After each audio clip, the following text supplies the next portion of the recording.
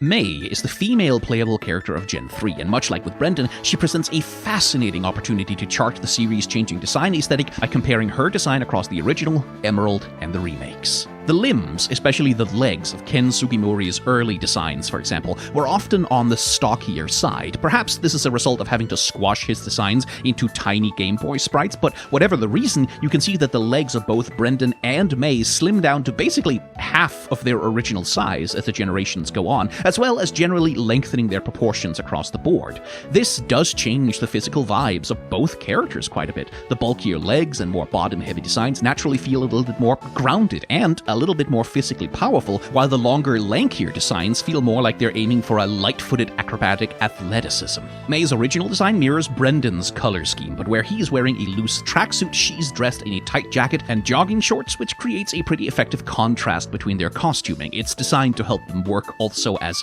rivals, a kind of opposite. In Ruby, Sapphire, and Emerald, Mei's outfit is very much grounded in athletic wear, with the bandana to hold her hair down and those somewhat chunky-looking gloves for throwing and catching Pokeballs.